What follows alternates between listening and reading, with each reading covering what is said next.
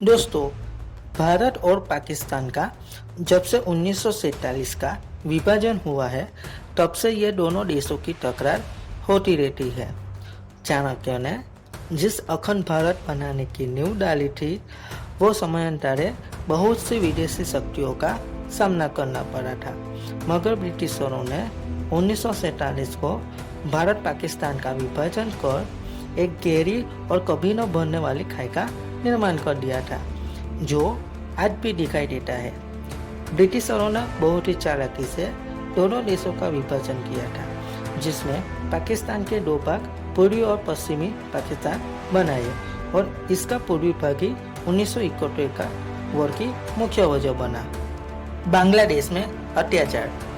दोस्तों, विभाजन के बाद पाकिस्तान दो हिस्सों में बन गया था, मगर पूर्वी पाकिस्तान में बंगाली लोगों की बहुत बड़ी जनसंख्या होने के कारण उनको अक्सर अत्याचार का सामना करना पड़ता था।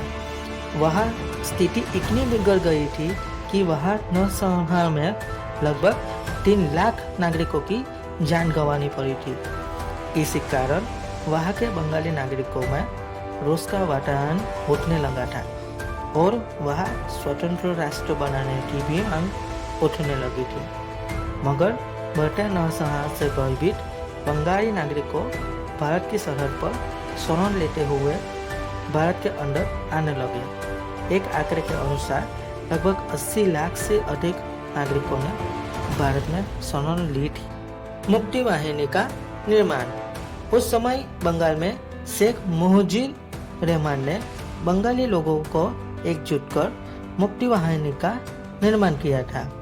मुक्ति वाहिनी ने बांग्लादेश को स्वतंत्र करने की जिम्मेदारी ली थी, और पाकिस्तान के विरुद्ध कई अभियान चलाए भी गए थे।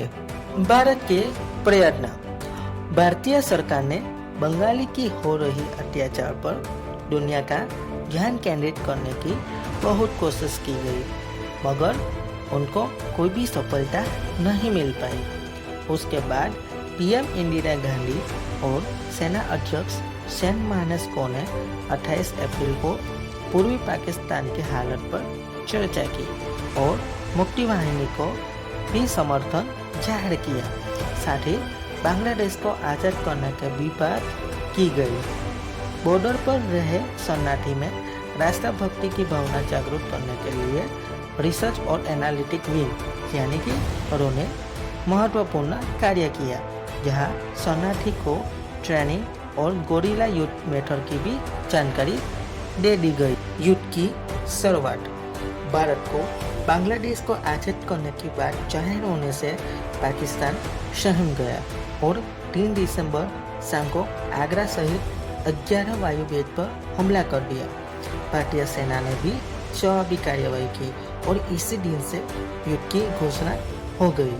4 दिसंबर को मध्यरात्रि को लोंगेवाला में पाकिस्तानी टैंक घुसाए, मगर वहां के ऑफिसर कुलदीप सिंह चांदपुरी ने अपनी कार्यक्षमता से सिर्फ 120 भारतीय जवानों ने पाकिस्तान के 3000 सैनिकों को पीछे धकेल दिया, और 16 भारतीय हंटर विमानों ने पाकिस्तान टैंक को तबाह कर दिया। भारतीय सेना का जज्बा।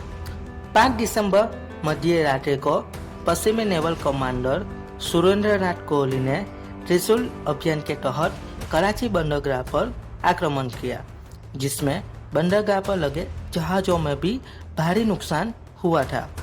तो पूर्वी कमांडर नीलकांत कृष्णन ने पूर्वी पाकिस्तान की बंगाल की खाड़ी को घेर लिया था, जिसके कारण पूर्वी पाकिस्तान का भी संपर्क टूट गया था। विमान वाहक जहाज आईएनएस विक्रांत को भी इस युद्ध में शामिल कर दिया गया था। आईएनएस विक्रांत पर लगे युद्ध विमानों ने पूर्वी पाकिस्तान के चटगांव बंदरगाह पर भारी नुकसान पहुंचाया था। आईएनएस विक्रांत की ताकत उस समय पूरे साउथ एशिया में सबसे ज्यादा हुआ करती थी, इसीलिए पीएनएस गाजी को, जो कि पाकिस्तान का सबमरीन है, उसको विक्रांत जहाज को नुकसान करने के उद्देश्य से भेजा गया था, मगर भारतीय जासूस विभाग को यह पता लग गया और पीएनएस गाजी को विशाखापट्टनम के पास आक्रमण कर डुबा दिया गया था। पीएनएस गाजी डूब जाने के बाद पाकिस्तान की हिम्मत अब टूट चुकी थी। बांग्लादेश का उदय लगभग 15 दिसंबर को भारतीय आर्मी और मुक्ति वाहिनी संघ दोनों ने ढाका को घेर लिया और पाकिस्तानी कमांडर को समर्पण करने का प्रस्ताव दे दिया।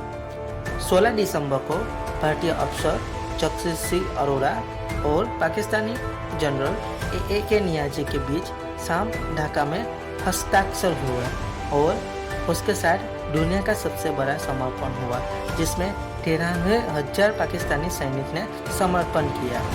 शिमला शिखर सम्मेलन 2 जुलाई 1977 को शिमला में शिखर सम्मेलन हुआ, जिसमें पाकिस्तानी राष्ट्रपति जुल्फिकार अली भुट्टो और पीएम इंदिरा गांधी ने पाकिस्तानी सैनिकों की वापसी और बांग्लादेश को मान्यता देने जैसी संधि की। इस तरह पूर्वी पाकिस्तान अब बांग्लादेश के नए रास्ते में उदय हुआ।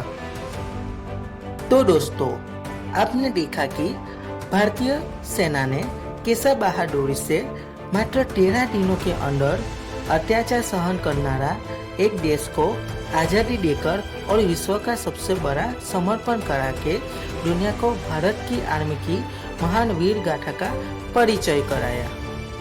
अगर आपको ये वीडियो पसंद आया है तो लाइक करें और अपने दोस्तों को शेयर जरूर करें। आपको और टॉपिक पर वीडियो चाहिए तो कमेंट करें। आपका इस वीडियो पर अंत तक बने रहने के लिए बहुत बहुत धन्यवाद।